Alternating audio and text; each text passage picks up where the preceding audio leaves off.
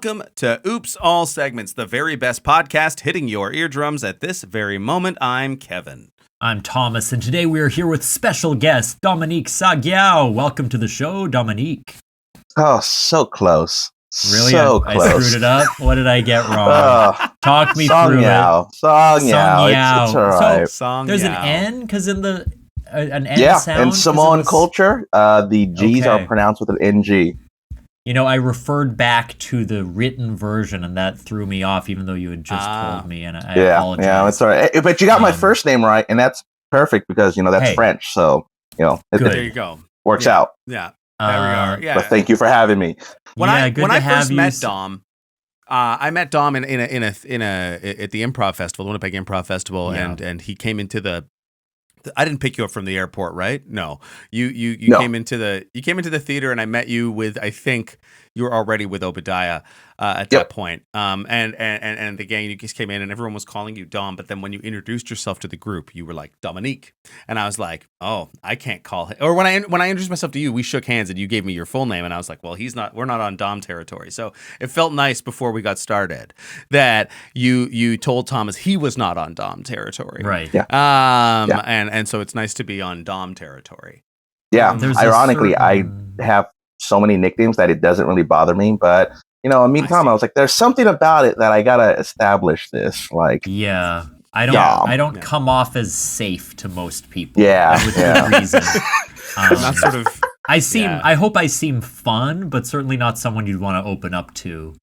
I think that's fair. Yeah, I think that's everyone kind of. I would say you're able to be appreciated. You know the Mona Lisa? How it's like sort of behind glass at a distance further away. Wait, sorry, which? Sort of smaller than you'd expect. I feel like that's you. Sorry, which one? The Mona Lisa. Is that a Netflix It's like the show? most famous piece of art ever created. No, it's just there's so many shows and stuff these days. Like everyone's like, have you seen like The Boys? And it's like, I just don't have time. So I haven't heard of that one. No, I'm talking Maybe about. Maybe the two of you know this. The artwork. It's a video game? No, it's a painting. Cool, man. Like, don't make me feel bad just because I don't know. I'm not trying to make you feel bad. Okay.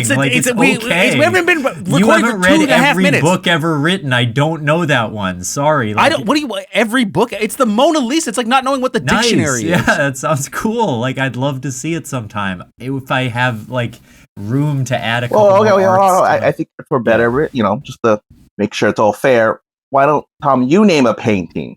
Sure. Man with balls. Man with balls?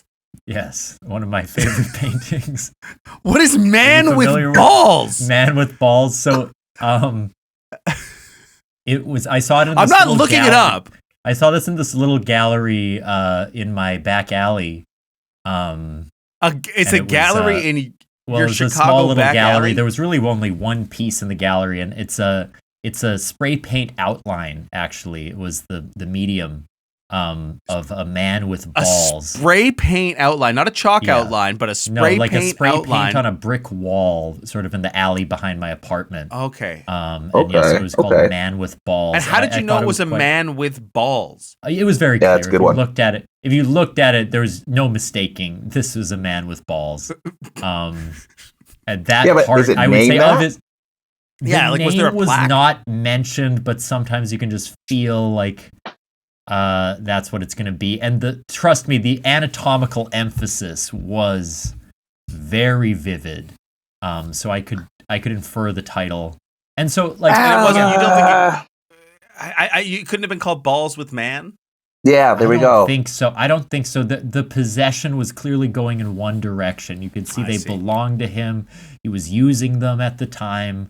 And, using them? It's my favorite painting. What do you mean he was using them? Hang on, because of the quiet grief that it evoked when I saw it. I couldn't believe, you're walking down an alley, you see a piece of street art, and suddenly tears are coming to your eyes. I'm just so moved by the human expression and creativity on display there. So, anyway, we all have different tastes. Do you have a favorite painting, Dominique? Yeah, my favorite painting is the Scream. I'm pretty sure that's a sound, my man. Yeah. Good try. Oh, though. yeah, coming from the guy who says artwork is on a brick wall. Well, yeah. And famously, we don't believe any artwork can be on a brick wall on this show. Yeah. You two if it's on a brick wall, shit. You two are like broken windows policing advocates, I believe. You're very anti-graffiti. Not in my backyard. Gatekeep the art community. Okay. Exactly. Right. Well, yeah. White or eggshell walls only. Yeah. Thank you. I mean, come on, you got a standard, you know? On eggshell. Yeah, art pops on eggshell. Speaking of framing people, fucking art snobs. What? Oh, you just that style of policing people? was sort of framing people. Oh, yeah. I got that. And also the art. You sort of gave yourself a pat on the back with that one. I did? Yeah, I think. It's time for a check-in. Dominique, we like to ask, what is going on with your life? What's happening? How are you? Any interesting events of note? It's the holiday season for some. It's the wintry months for others. How are you doing? I am doing good. Just doing a bunch of shows. Shout out to Unexpected Productions. That's where I do improv. So that's great. Fun. Oh, snap. That's right. That's right. Is it cold as shit in Seattle right now? No, it's flooding. I don't know if y'all know this. We're under like an emergency flood all over the entire state. Or over the west side. That was the sound of the dams, by the way. Oh, snap. Those are the dams breaking. A cold snap, yeah. No, the dams. They're snap. Whatever. Yeah, doesn't matter. Yeah, they just announced that some levees nearby might be breaking, so that's perfect. When happens, I'm gonna be like, "Oh, damn! Come check out this podcast. We timed it." Yeah, I'd be so happy if the levees broke now, just so you could have that moment. That would be awesome. Listen, Led Zeppelin already. Well, that's good, man. That's good. What's going on in your life? Is there something new and exciting that you want to tell people about? You don't have to if I'm pulling you up on. No, I will say the big thing that's going on is that it's a good. It's been such a great reflection piece over the past year. So having it come to an end and looking back on like the last 12 months, I'm like, wow, that was a lot. That's a lot of big, it's a huge, retrospective awesome time. things. I'm sorry? Good year or bad? It's a year? retrospective time. Oh, good year. Such a good year. And it was just like things I've done, things that I was like, wow, I've always wanted to do this, and here I am, and things I never imagined and how they turned out. So that's awesome. Yeah, such a great year. Yeah. It sounds like you're gonna have a good Dominique Wrapped. Yeah. Is that that's like a Spotify Wrapped, but for a human being. Yeah, I got the reference. Why are you trying to explain it to me? But what is that like? I got 8 turkey sandwiches or whatever. Like, what is it giving you data on for the year? I would say that's a good question. Laughs per minute. Wow, laughs is good. Laughs and makes isn't that when they ask you how rich you are? Shouldn't you really be counting the laughs in your year rather than the dollars in your bank account? Don't you think? No, I like money. No, maybe not. That won't be how we be doing this. Yeah. I will be Ebenezer Scrooge if I can. Give me that money. I'll just shut my big mouth. Well, I'm glad you had a good year. You're maybe the only person I've talked to this year who thought this was a good year, but hey, especially people who live in America. But anyway, I'm glad that it worked out for one person. Kevin, how are you? Hey, if that's not America, then what is? I gotta say, I'm a little baffled, a little confused. You could say I'm flabbergasted. I am. We talked about that before we started recording. Before the show, yeah. But that's a reference. So it's a reference that didn't hit. Yeah, I have been. So for the last couple of weeks, the last few days, really, I've been kind of dealing with a very heavy police presence in my life. They've been coming around a lot. They've been knocking on the door a lot. They've been asking me a lot of questions. I guess it's because of stuff. I don't know how to really explain this. It's because of the things I've been looking up. I'm looking up a lot of I guess they're wondering why my search history is so focused on. You can say it. Just tell us. Recently, I've been asked to be. I don't know why Thomas has done this, but I have to groom men this year or next year. So I've suddenly I'm starting to. I've been looking up I'm doing a lot of googling about grooming and grooming men specifically, and I don't. He's asked me and a couple of other guys, a bunch of other guys, to like go out and groom men. I guess on his behalf. From now really until some point in the summer. Big day. I want you all to groom men on one big day to celebrate my love with my. So there's only one Kimberly. day I have to groom men. I've been thinking that this is something sort of. But in a way, you'll be a grooming man for the rest of your life after this. You'll always. I don't want to be. Part see, of this is the thing. I'm just sort of that's with the police and everything. They've been asking me a lot of questions about what I've been looking up because it doesn't look like I'm interested in any of that. Like. Do you have a problem with doing men's hair and making sure their beards are on fleek? I have a problem with getting young men to ingratiate themselves to me and not like what me I meant. for long periods of time until they develop affectionate feelings for me and can only trust me. I meant aesthetic care for their hair and makeup, Kevin. What an embarrassing misunderstanding. Oh. You've been committing crimes on my behalf? All I wanted you to do was make sure their beards were on fleek. They don't even have. There's. Oh, because I guess you want me to groom actual men and not. The men. Oh my god, Kevin, you've been a predator. Yeah, I've been grooming. That's bad. You asked me to. No, you asked me to. Misunderstood. I don't know about this, man. So what's going to happen Dominique in August? Let's get Dominique to weigh in here. What are you thinking? In my opinion, if I may, the person who doesn't know the Mona Lisa should probably be more precise when using their words, because grooming now is a very different term than grooming in the past. Okay. And so I'm I'm also not good at hair and makeup, by the way. You'll be fine. You'll figure it out. There's YouTube tutorials. I guess I didn't realize you had to go to grad school to get married. Because it feels like you're obsessed with vocabulary and like knowing every word and every painting, and then you're allowed to fall in love and maybe fuck. And I want to make sure that it's inclusive for all. Just to be clear, you're waiting until marriage? Love, maybe fuck. I might wait much longer. There she is now. Hey, Thomas! She wants you, man. I know. Now, this has been simply a powerhouse intro. How are you, man? How am I? I'm a little pissed. My groomsmen have not all joined the WhatsApp. I noticed that. I feel like I have. Look, I love everyone in my wedding party very much, and I have actually been dragging my feet a little bit on getting this part going. But I will say, I would like it if more of my close friends were a little more had a little more initiative in terms of doing stuff, being responsive to emails, and just the basic acknowledgement stuff, because I have been very responsive to many other people at their weddings, even though they live in different countries and stuff like that. And now it's time for the chickens to come home to roost. And I shouldn't worry yet. I'm sure it will be wonderful. But I'm like, let's show a little enthusiasm, boys.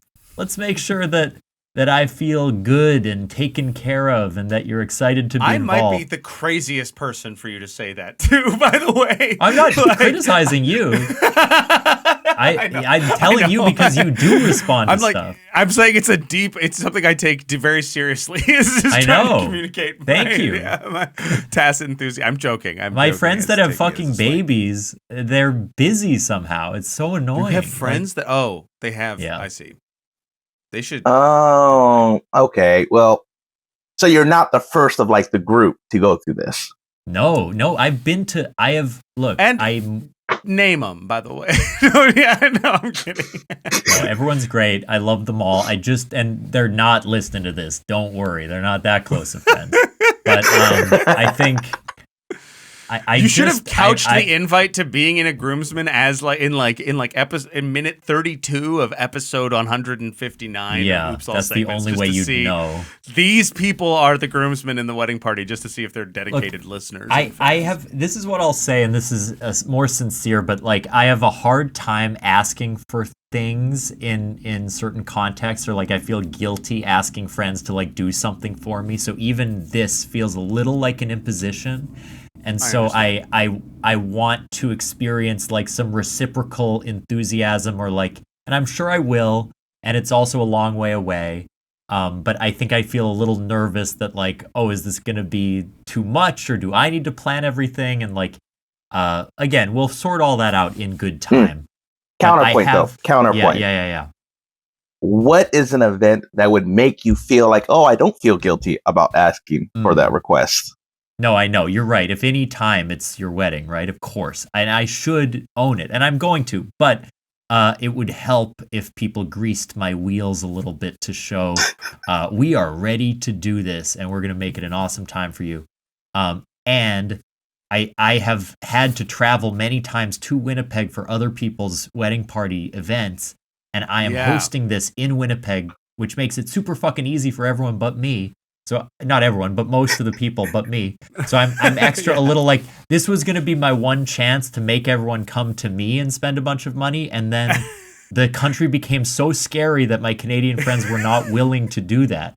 So I'm yet again compromising my own time and money to make things nice for everyone, which is fine.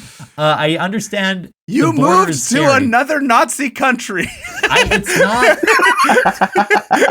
Look, Dom had a good year, man. How do you square that circle? He came to Canada. That's why. That is true.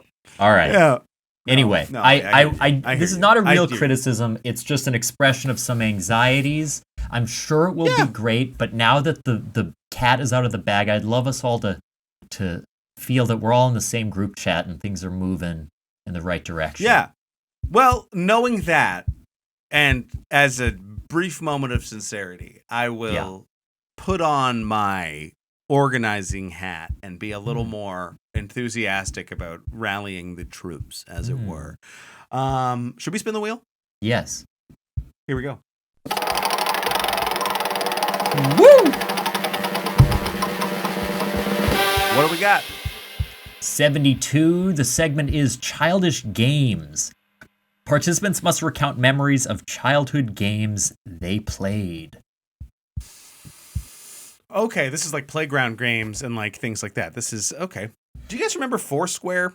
Not the improv game, Foursquare. But like in fact, I played Foursquare just the other month because someone had a small like outdoor birthday party, like maybe 2 or 3 months ago. It was still reasonably nice out, and we played a little Foursquare in the street, and it was pretty fun. Yeah.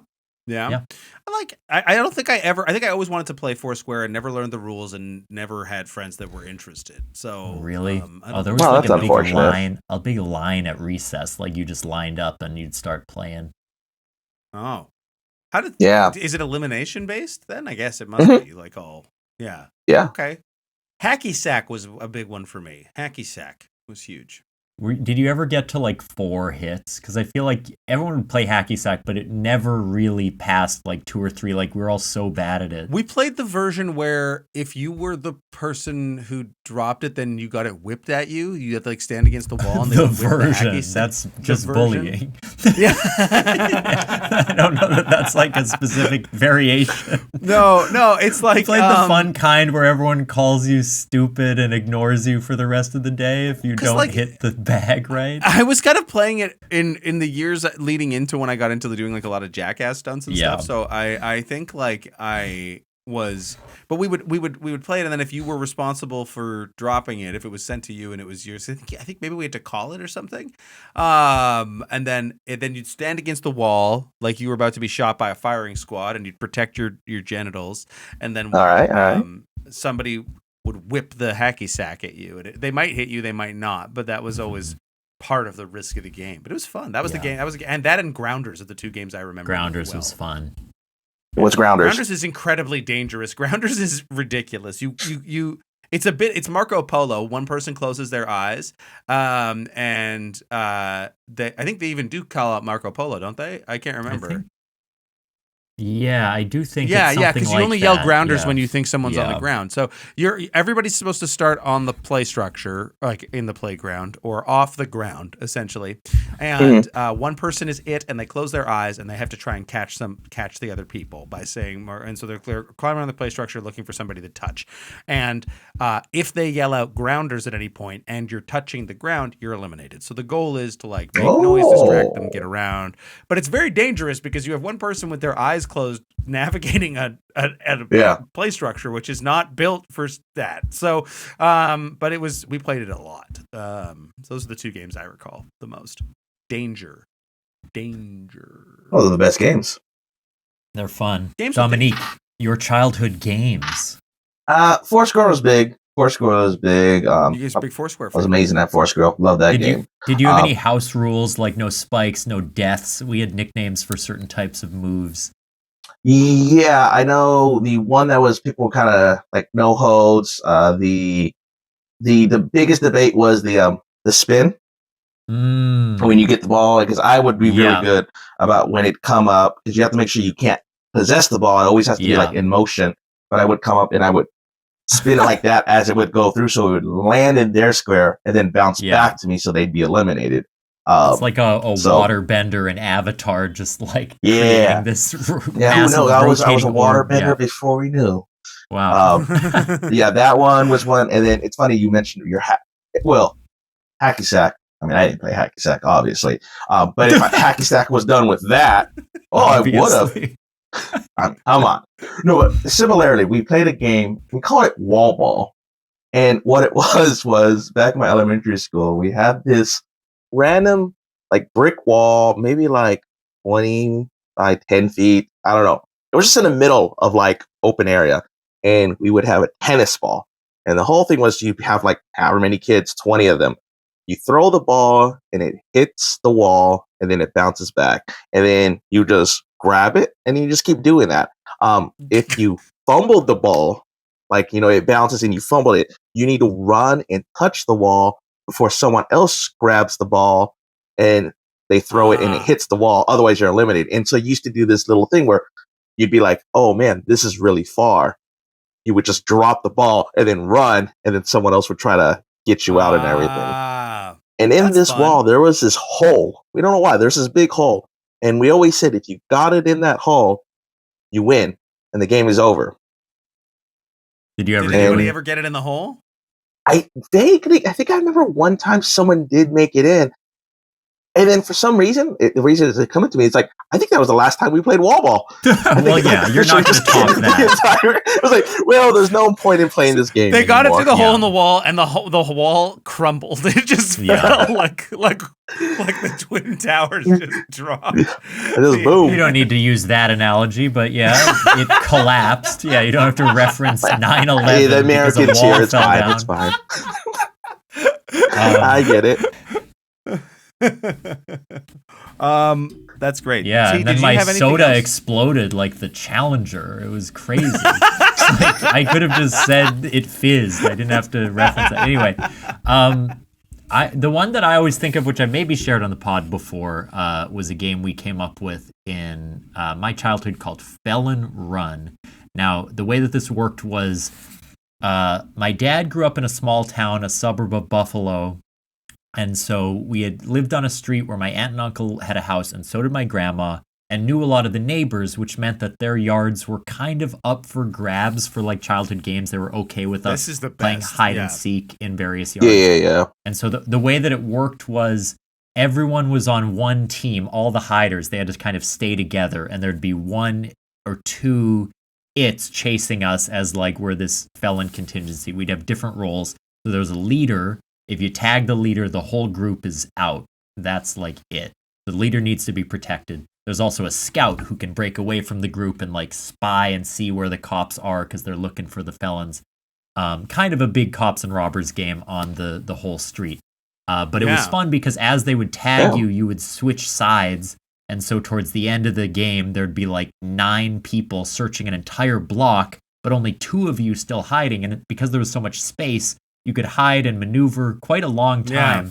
It was very fun. That's really awesome. Yeah. That's awesome.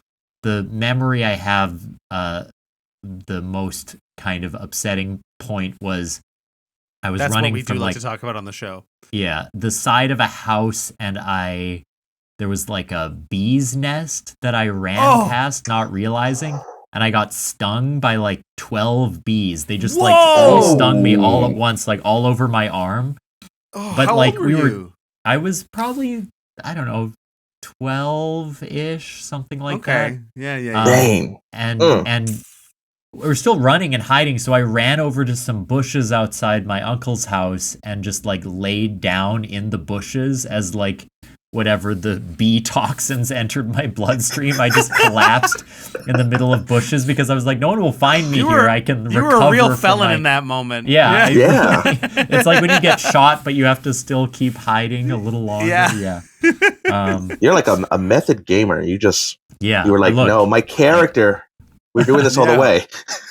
I respect to win, that, man. Yeah. That reminded me. We in England, those like when you were able to play in multiple yards connecting, that is incredible. So fun. When I was my mom, I would spend some time growing up in England because my mother's from England, and there was like in this town that she grew up in, there's like a lot of the front yards are like hedges, right? They're like hedged off front yards, and then like it's like a lot of red brick work and like these sort of small side by side townhouses.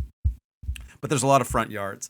And I remember we got to play, like, I think it was like a version of hide and seek a little bit. It sounds a little bit like what you were talking about, where like one person would count, and then I think what it would be is there would be like a point that we'd have to try and get to and back. And they would like count and then like turn around at certain points, and we would be trying to like hide around people's hedges or like in their front yards or like behind their cars as we like made our way to a certain point and back. I can't remember the rules, but yeah, that's like, yeah, childhood games, like when you get to be able to use like large swaths of like real places just feels so much more, I don't know, expansive. 100%. Cool. I grew up when I was elementary for a long time. I grew up in like, it was like a subsidized housing, and they were all like a bunch of ramblers and everything, but it was like one big shared backyard because it was all the backsphere. And that was amazing because you can go around anywhere. It was great and it was fun. And then we got a little older and we shifted over to an apartment. And by this time, I think I was like 6th grade. So, I'm not going to be playing too much games. But even then, I was like, oh, this is not a space to do anything. I can't run around outside. Yeah, there's no room for me to be a kid. Yeah. That's cool. I feel like I've just been taking a lot of notes here because we're talking a lot about childhood games, and it will be helpful for me sort of as I look towards what you're trying to get me to do, Thomas. It is funny. It does seem like I was really trying to get you to do something, which I actually wasn't. I was just, expressing something that I was feeling. But I could see how it would seem like I was pressuring you to grooming young men. Yeah, that's what I mean. It's sort of if you're going to be on a felon run of your own pretty soon, Kevin.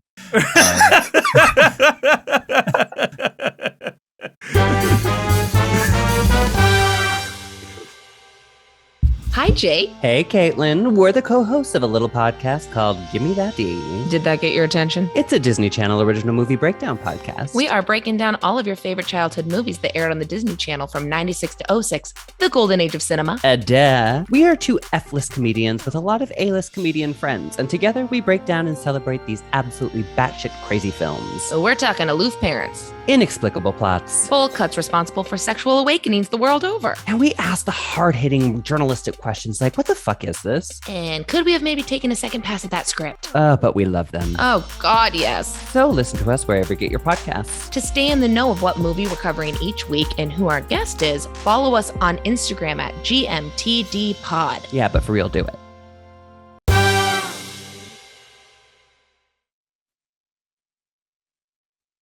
Oh, damn. Oh, yeah. And we are back. Time to play the game. Dom, do you have a segment for us? I do have a segment for us. Ooh. Does it have a name? Yes. Oh, I thought you were just asking me just a question by itself. Yeah. Okay, cool. See you later, man. End the show. Yeah. Nice to have you. Yeah. So I thought of a segment. I was like, oh, what can we do? And it works because it ties in what we're doing here. In honor of being, improvising and acting and everything, I developed what I call the Lipton questions, as in inside the actor's studio, but improv style. And I'm going to call this inside the actor's, I need a non-geographical location. That's the name of it. Inside of the actor's non-geographical location. Gotcha. Beautiful. Yeah. So I got 10 questions for each of us to share and answer with our That's lovely. Our history, stuff like that. So, are we ready? Yes, of course. I think so. Is there anything else we need to know? Yeah. Don't mess up. Okay. Yeah. I'll try not. I mean, improv. I don't know what the theme to mistakes are opportunities. I've heard there's really no wrong choice, but it sounds like in this case there is, and we need to do it correctly. Okay, if anyone says that there's no wrong choice in improv, that's a red flag, because I've seen a lot of wrong choices. That's an idiot alert. If someone all right, says here we go. That, okay, I'll just shut my big mouth. All right, let me get in my James Lipton type of style. Oh, that's great. That's good. Yeah. That's really good. Number 1, what is your favorite improv game? Ooh. Wow. Interestingly, I only know how to answer what my least favorite is. I am a pretty big I like Beastie Boys as a warm-up, but I don't know if it's a good game for a show. I kind of like it in a show too. Yeah, I guess when you're saying game, are you imagining more warm-ups or like for an audience? Performance or warm-up? Yeah. Just a game. However you want to interpret it. Wow. That's the most inside the actor studio response. Yeah. I told you, I got the James Lipton thing going now. Yeah. I love squinting and putting the glasses at the bottom of your the glasses nose. somehow made your vision way worse. Yeah, it's like, well, put them up and you won't be squinting. But no, I think in a show, I like sing it or rap it. I think rap it it's is a hitter. Fun one, yeah. I like a good justification game where something weird or something out of pocket comes out of a character's mouth and you suddenly have to like justify it. Yeah. I like. It's a challenge I think I'm adept at as an improviser, and it's something that I think audiences almost always enjoy. So when it's that sounds like a song or that sounds like a rap in a scene, I like doing that. So that's going to be my choice as something that I feel sort of at home. And if I ever see it on a roster, I'm never like, or a silent scene set to music, which is not that surprising, probably. Oh, I feel like that one's tough. I sometimes am nervous about a silent scene set to music. Oh, yeah? Not that it maybe it's my own lack of confidence, but I feel like it can go in a like there's just nothing to build on here direction and become a little challenging at times. Definitely I mean, in my mind, I'm imagining like sort of playing this with my favorite trusted people. Yeah, of course. Rather than like imagining like, what do I want to see new improvisers who have tried this form do, which case I'd pick something else. But yeah. And I like to play it. I like doing a sound scene. It's an interesting challenge. So yeah. Yeah. I think my favorite, maybe the most reliable game is something like Lines from a Hat. Just always funny. It's always funny. It's easy. You set it up. Similar justification game, but you get a lot of suggestions, so the audience is really invested, and then you surprise people on stage because they don't know what they were. I think that one's really fun. I've always loved. We called it multitask, where one actor plays one character, the other actor plays every other character in the scene. I think that's a really fun one. games where someone has to do a kind of Herculean task and run around and do a bunch of things, and they're like panting and out of breath at the end. Kind of like Survivor, always right? great. Like or elimination, where you like kill off. Or Weekend at Bernie's. Like one person doing the whole scene. Yeah, that can be great. But I like the multitask because you can really create dynamics where they're playing like 18 different people and they're jumping back and forth. I haven't done that in a long time. Nice. Yeah. Good question. Yeah. Oh, good answers. Good question to yourself. Yeah, good question. Let me just. Yeah, man. Yeah. I'm like, look what I did. I was just about to say, good job. My favorite improv game. I like New Choice. It's like the same type of style with the scenes. I love the rapidness. I love. It's a good test, especially when you get like, sometimes if like the suggestions are kind of like tongue in cheek, or like the person who's on the bill for the New Choice is like someone who's like, I want to put you through the ringer. That's always kind of fun. It's like forced flow state, right? You're like, I'm gonna shove you into a space of discovery, whether you want to be there or not. Have you guys noticed this? I feel like this is an extremely common pattern in New Choice, where it's like New Choice, a synonym for the first thing. New Choice, the opposite of the first thing. New Choice, STD or death. The third one is always like, I'm going to reference like, I actually have gonorrhea, or like, I actually killed the cat. Like the third choice is always something like that. Well, because it's like, okay, fine, I'll blow up the universe then, right? Yeah, it's like the third choice is often. I like it when it's a marathon of related ideas, and you can see the struggle between the fronter and the player, where they're like dinging the bell, and the player's like like soup. Yeah, canned meal. Yep. Hot juice bowl. Yeah. Chicken noodle. You know, like just like they're refusing, and then like there's a break point where they have to go somewhere else. I think that's fun. Yeah. New Choice is a good one. Beautiful. Okay, what's your next question? Good game. Your least favorite improv game? Kevin was already with this one. Yeah, I don't mind watching people play this, and I actually think a lot of people play it well. I just think it's kind of a bad premise. World's Worst as a game, I think, is a dumb, bad game. I think it is dumb and it is bad. I don't get it. Dumb and bad? I think that I think what makes me upset is that there's like in my mind, I can imagine like a scene that's funny where you come out and I come out and you're like, and now I got to introduce you to my friend. He is the world's worst juggler. And then Dom comes out and does something that's like, look at how bad the juggler could be. What I don't think is there's like, I guess because there's no reason to just be showcasing the worst of whatever this is. To me, there's like too much premise and not enough premise at the same time in my own mind. To enjoy it so much. I see the purpose it serves. I can understand some of the skills it teaches, but even that, I don't actually think it actually builds on too many improv fundamentals. It's very inventive. It's not about discovery. So like you have to come up with a funny idea. You can't just come out and do something, which isn't actually like, in my mind, in the spirit of what we try to encourage. It separates the men from the boys because you have to be really quick and good and funny to do it, which is why I love it and you hate it. Yeah. And separating the men from the boys is what you've been trying to do in your exercise.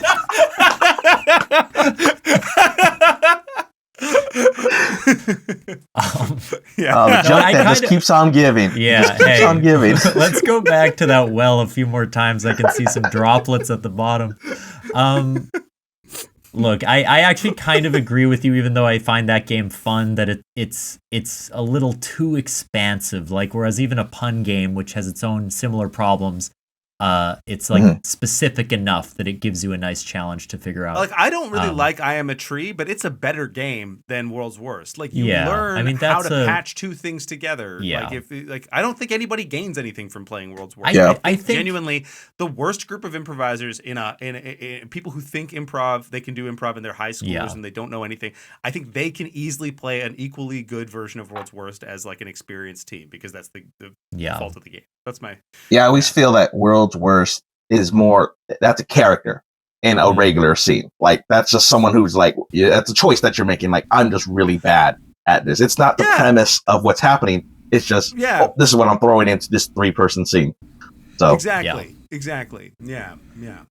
I think for me, my least favorite might be like Dr. Know-It-All or Three-Headed Expert. This is a game where you have three people, they speak one word at a time, and they answer questions from the audience. It's fine. I feel like it never quite delivers on the promise. Maybe if people were really, really good at it, but it almost feels like you have to self-sabotage and say something wrong on purpose to make the game funny. It's rare that it just happens organically and you like discover a funny sentence. Yeah. So I always feel like that one's a little limited in how you play it. Yeah. Yeah, we do that. That often gets used a lot for like with us as the audience participation. Yeah. And I hate it because I'm like, yes, it's safe for the audience because they only have to say one word, but also, hey, that's safe. You guys bring an audience member up. Yeah. And they play the middle person. And it's safe for them because they just got to say one word and stuff. But I'm like, no, I love it if we bring an audience member. What magic can happen as opposed to one word? They say that one awkward word, like what you're saying. It's like, okay, cool. They did what it was. I guess, I'm of the, I maybe this is coming from a position where like both of you guys get to kind of do more shows that are a little bit like you perform more regularly and you perform more regularly in shows that I think probably include your audience in a little bit more of a, like some of the Club Soda shows are really high concept. Some of them aren't, but it's not so often. Like we just did our first corporate gig a couple weeks ago, and it was like the first time in a while where we've been like really mining some of those short form skills again, which was really nice. Yeah. To kind of like hone on. But when you I like something like what is it, pillars or columns, where like you kind of get the audience member to give you a line or stuff. I prefer if you're going to include the audience member, I think I'd rather have higher risk of failure for chance of magic every now and then, because I think that's what this is about. Versus like trying to safeguard against the audience members, So, but for example, like the three-headed expert, like Thomas explained, where you've got the audience members asking a question to three improvisers who are all speaking one at a time to try and answer the question as a single character. The problem I have with a lot of games like that is that you kind of need a fronter to be more hands-on with how so much of those games when there is a feedback between even Should Have Said has this problem, I think or New Choice. 90% of Three-Headed Expert is the fronter getting the laughs from justifying the weird answer they just gave. Yeah. And so, and then it becomes, I kind of like, I'd like to be able to like bring the audience in a way that doesn't, that they can't ruin the game, which is a form of bumper to have up, but also that there's enough room for the game to be bad. Where like, because the improvisers can manage, they should be able to manage. Anyway, I hear you with Three-Headed Expert. Yeah. What do you got, Dan? Yeah, mine is, I hate Flock of Seagulls. Oh, I don't think I know that one.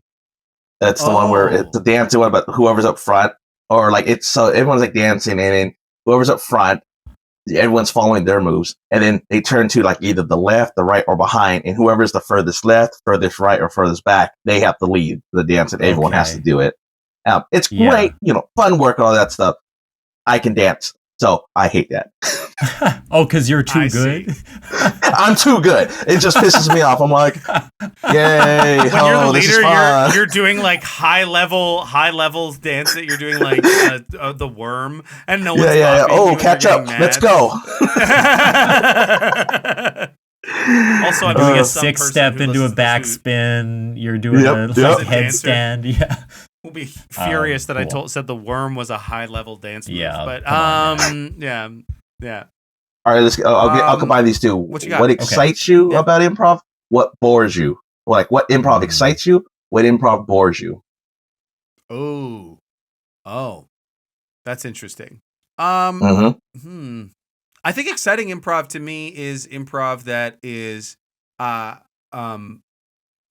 I find it's exciting when it's the connection is really like tangible between the players. So like I like watching a group who's been playing together a while. I like watching cohesion.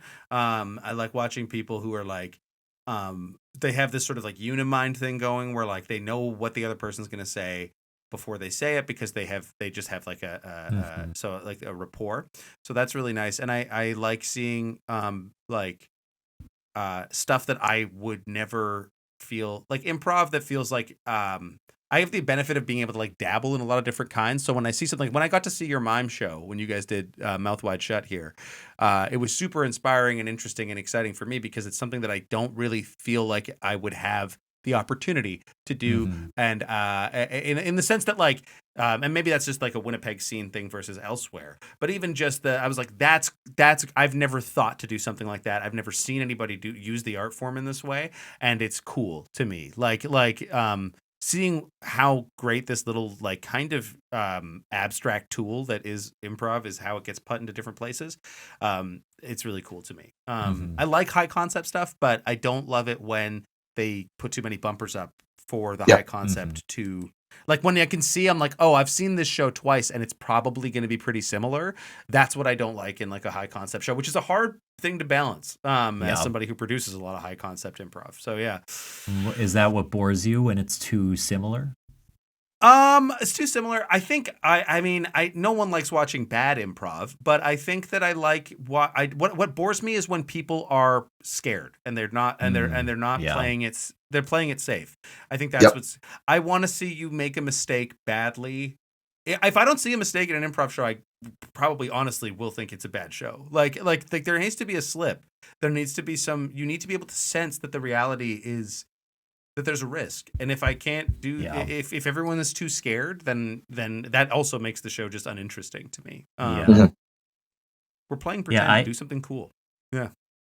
I just saw a couple shows that really wowed me. Yeah, you were really last on night I just saw a group in Chicago called Sand that just felt so silly and specific, and they did this form which involved a lot of sound effects. They had like a musician who was also doing sound effects, and the sound effects were quite strange, and they would come sometimes at random during the scenes, and the actors would justify this. So like they would be talking to their son in a scene, and there would suddenly be these like ricochet sound effects that were quite like abrupt and violent. Yeah, and they were like, oh, he's like throwing food at me. Like, so the sound effects were influencing the improv. At other times, it would be almost like this neo-noir, like sinister music. And one of the funniest moments in the show was one of them came in to hit on the other one, and the musician just played this like long, wet, and that's all I can describe it as a long, wet sound effect, which was so like disturbing and surprising and funny, and it made everyone break. And then like he had two more wet sound effects for the next two actions they took, so it like evolved, and it was like, okay, this person is just dripping wet because they're so aroused by this guy who successfully put a sticker on his license plate. It was just like I it's hard to explain, but I think there's a lot of really good improv in Chicago and all over, but like when groups can tap into really skillful, dumb comedy, that is my favorite. That is the thing that lights me up so much, where I'm like, I am belly laughing. Like I'm laughing until my sides hurt. And it's not just because they're good. It's kind of because they're just willing to blow the thing up. And like in one moment, the kid just started fondling the other actor's like chest for no reason.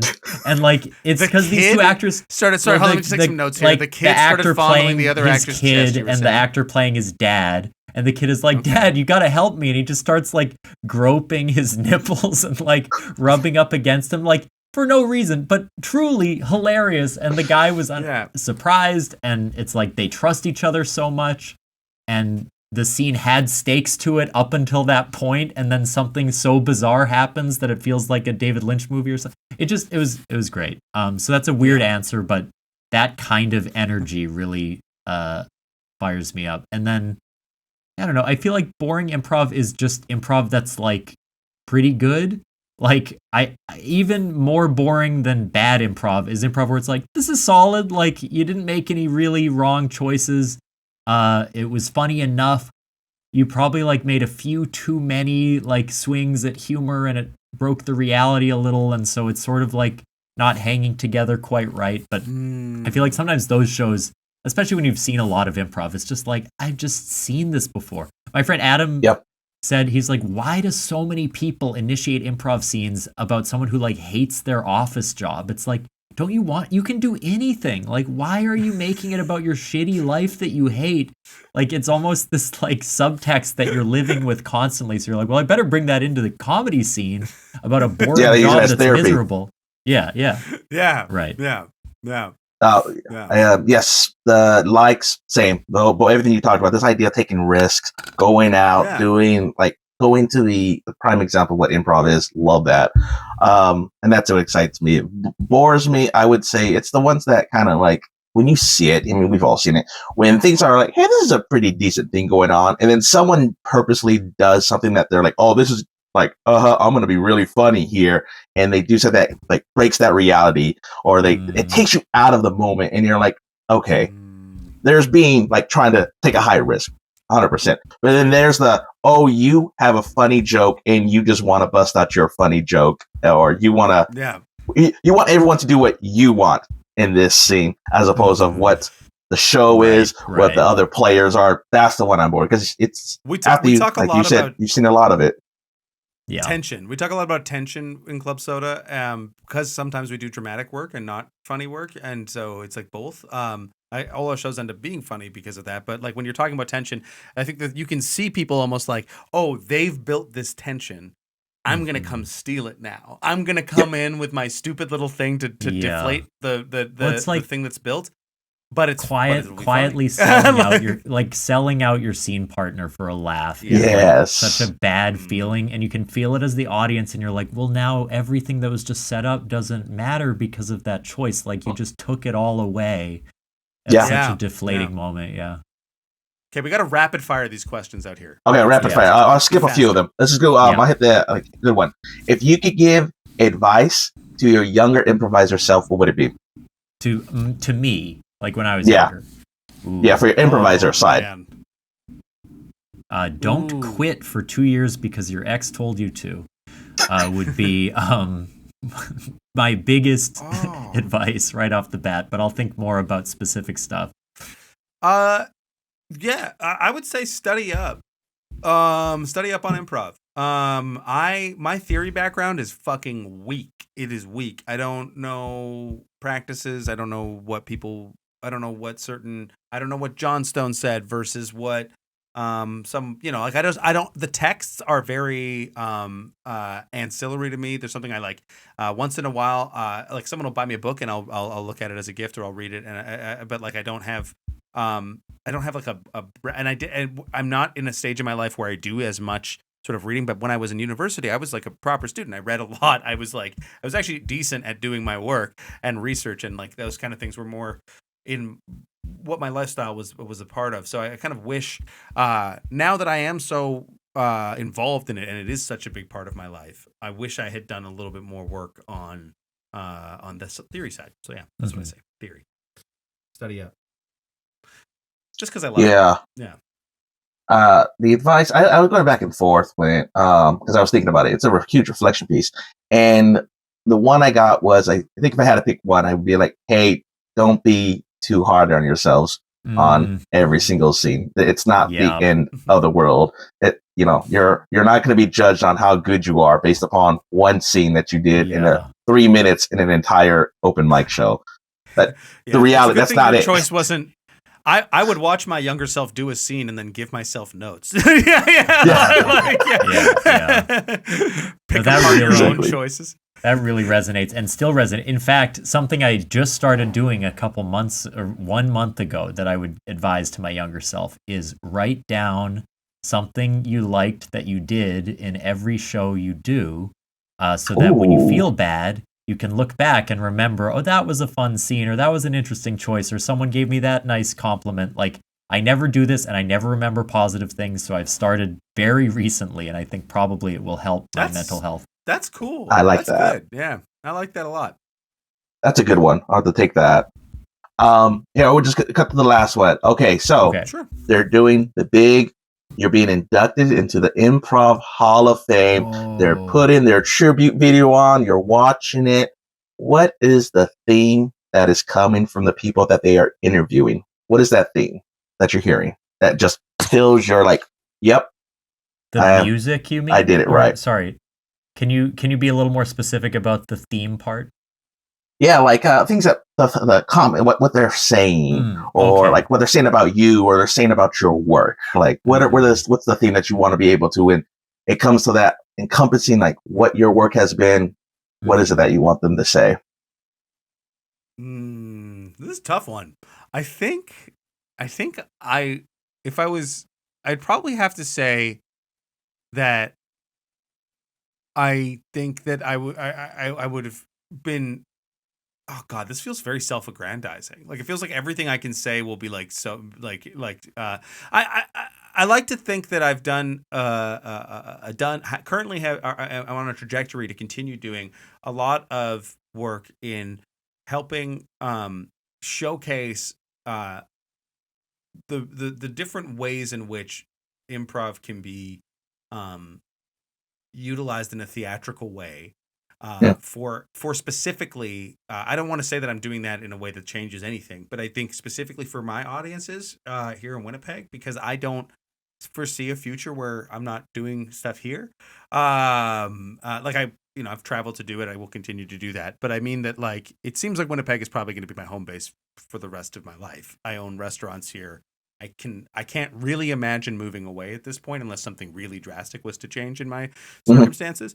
And so with all that being equal, I think, I'd really try to, I am interested in showcasing other kinds of improv, classic improv, short form, things like that. But I think if I was to be recognized for something in years to come, hopefully it's that I was able to kind of maybe show a community that is gets a very small amount of improv, relatively speaking, help kind of create and put a stamp on maybe more what Winnipeg's style is actually. Now that I'm talking, I like that.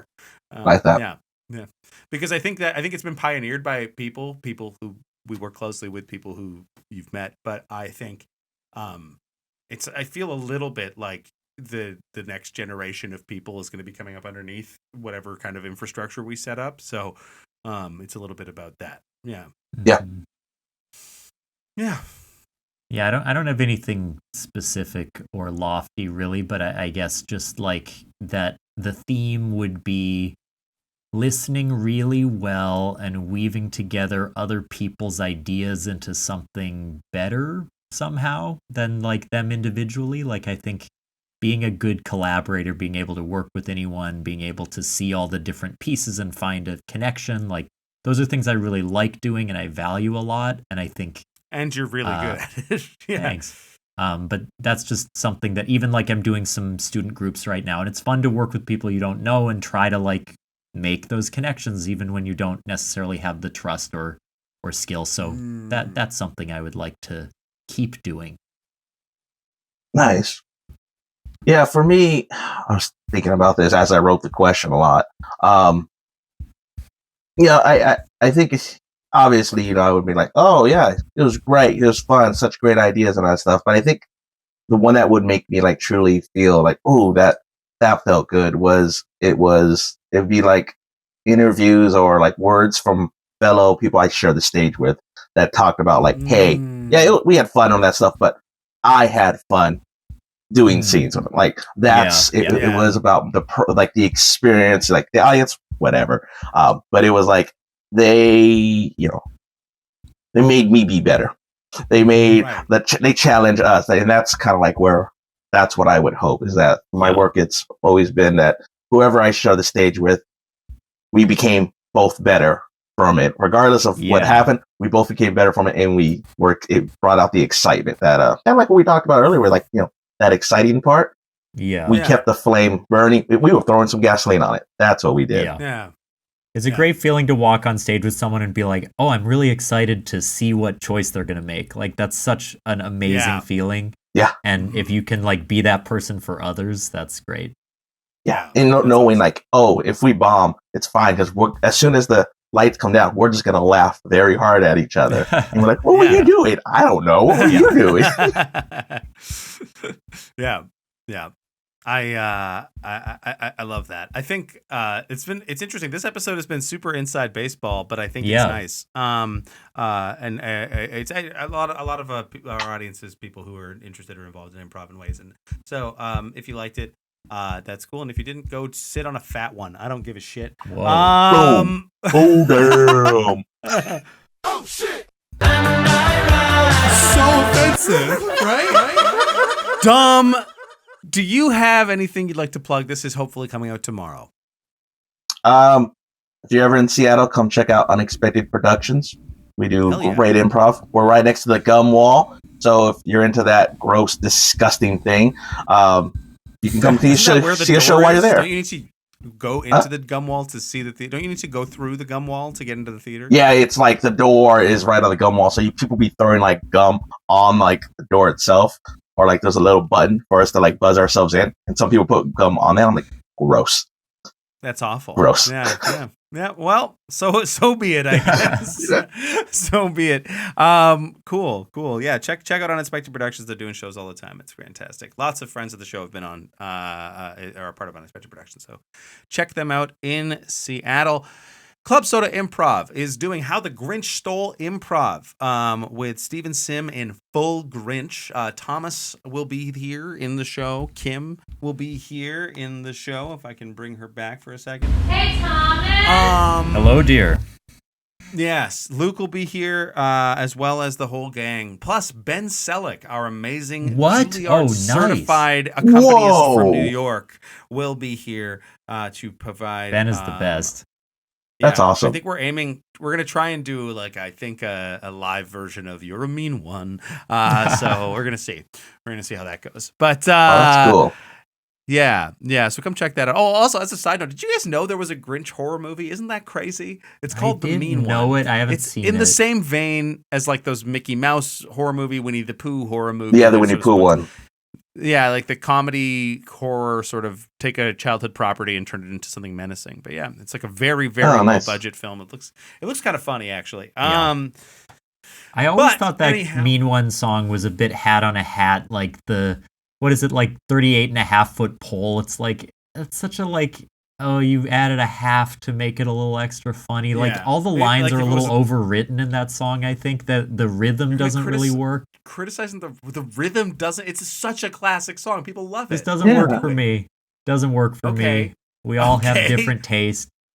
I like other music. I'm a Santa. You don't name another song. You didn't know what the Mona Lisa was earlier today. Yeah, I didn't. Yeah, he wants his man with balls. Well, I was going to say I found actually you can for $4.99 you can buy a print of Man with Balls. So let me just share this for you guys. Share it. So yeah, there it is. You can see Man with Balls in all its glory. Watch the video to check that out. This is the infamous and the titular Man with Balls. You saw this in an alleyway in Chicago. You saw that. You saw that in the alleyway. It brought me to tears. Yeah, it brought me to tears. I hate it. Also, check out our other show, What We Do in the Basement. It's a Let's Play D&D podcast. It features Thomas. We just did a holiday episode that we just recorded yesterday that Jesse did that was great and fantastic. A little, what do you call it?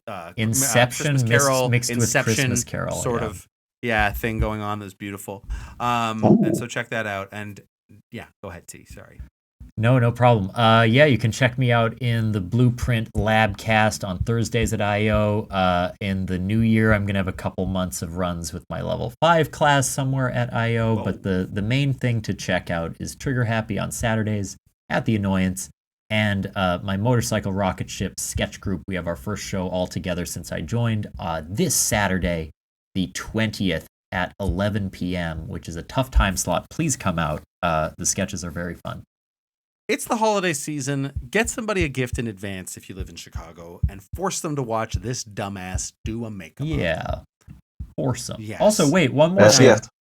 Yeah. I was trolling the improv subreddit and I noticed Kevin had posted in a Chicago improv group a little compliment to me without even telling me. What? You were like, what? They were like, what are good shows to see in Chicago? And Cram Time from Reddit was like, don't my tell friends, the universe my Reddit username. You can beep it out. But I shouldn't get mad at you. I said your full address and then forgot to beep it for a week. So there's also, if you check out Kevin's other posts, it's a lot on the NSFW GIFs subreddit is the main place that he communicates. No, wait. But anyway, he was very nice, and he said you should check out my friend in Trigger Happy, and I was appreciated it because you didn't tell me you did that. You just did that in private, which made it extra nice. Well, I mean, I hope you. I mean, I don't want to.